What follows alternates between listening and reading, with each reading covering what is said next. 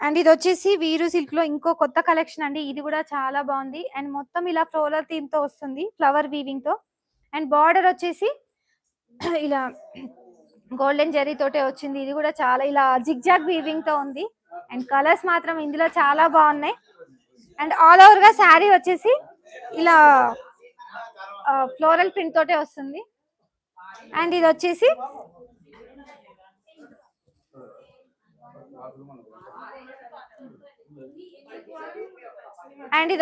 Blouse. Blouse వచ్చేసి